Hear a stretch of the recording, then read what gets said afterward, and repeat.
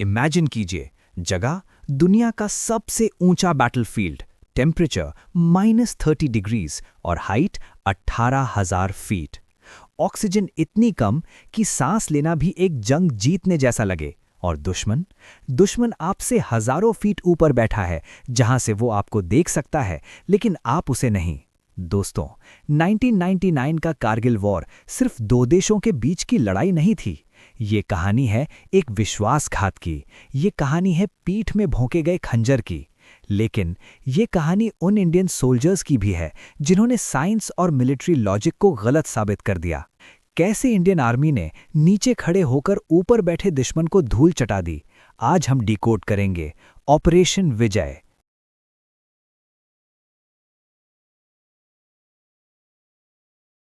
साल था 1999। इंडिया और पाकिस्तान के रिश्ते सुधर रहे थे। फरवरी में प्राइम मिनिस्टर अटल बिहारी वाजपेयी बस लेकर लाहौर गए थे। लाहौर डिक्लेरेशन साइन हुआ था। दोनों तरफ दोस्ती के गीत गाए जा रहे थे। लेकिन बॉर्डर के उस पार Pakistan army chief general Parvez Musharraf कुछ और ही खिचड़ी पका रहा था। कारगिल में एक अनरिटन रूल था।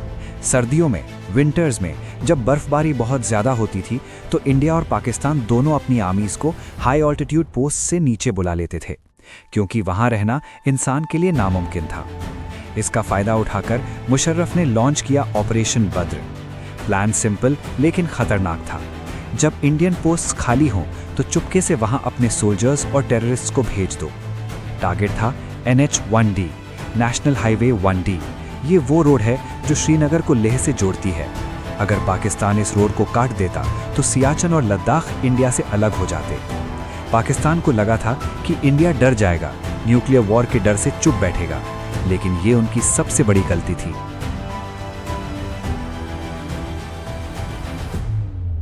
मई 1999 का पहला हफ्ता। ताशी नामग्याल नाम के एक लोकल शेपर्ड यानी चरवाहा ने बंजू टॉप पर कुछ अजीब देखा।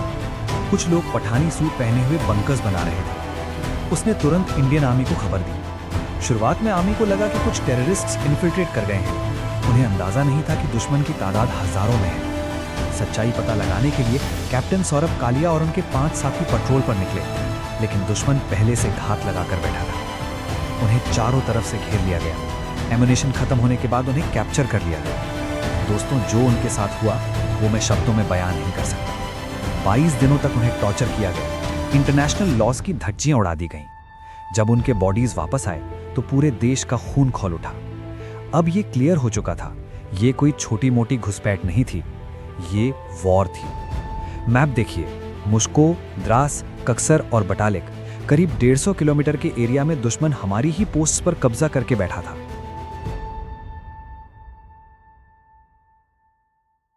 इंडियन आर्मी ने लॉन्च किया ऑपरेशन विजय।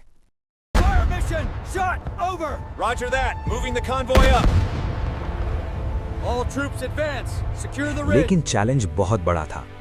वॉर में एक रूल होता है, हाई ग्राउंड एडवांटेज। जो ऊपर बैठा है, जीत उसकी होती है। सोचिए, पाकिस्तानी सोल्जर्स 16,000 से 18,000 फीट की ऊंचाई पर कंफर्टेबल बंकर्स में थे।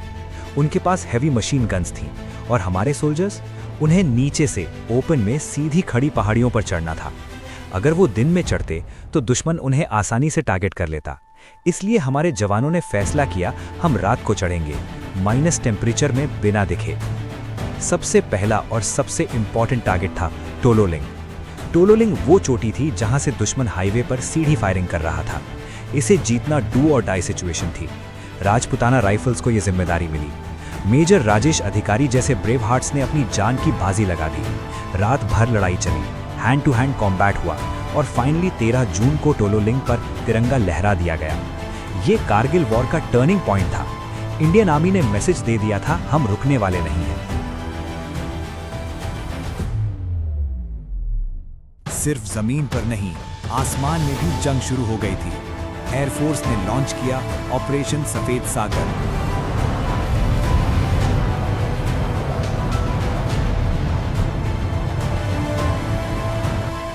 हिस्ट्री में पहली बार इतनी ऊंचाई पर एयर पावर का यूज हो रहा था। लेजर गाइडेड बॉम्ब से दुश्मन के बंकर्स तबाह किए गए। लेकिन इस वॉर का सबसे हीरोइक मोमेंट अभी आना बाकी था।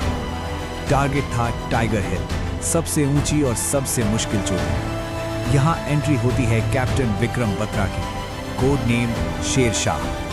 पॉइंट 5140 जीतने के बाद उन्होंने वो लाइन कही थी जो आज हर इंडियन बच्चे को याद है, ये दिल मांगे मोर। बीमार होने के बावजूद विक्रम बत्रा ने टाइगर हिल की लड़ाई लीड की। एक जख्मी साथी को बचाते हुए उन्होंने कहा था, तुम्हारे बीवी बच्चे हैं, तुम पीछे हटो। और तभी दुश्मन की गोली उन्हें लगी। विक्रम बत्रा शहीद हो गए, लेकिन उनका मिशन पूरा हुआ। टाइगर हिल पर इंडिया का कब्जा हो चुका था। उधर ग्रेनेडियर योगेंद्र सिंह यादव, जिन्हें 15 गोलियां लगी थीं, वो जिंदा बचे और अकेले ही दुश्मन के बंकर को उड़ा दिया। ऐसे थे हमारे वीर।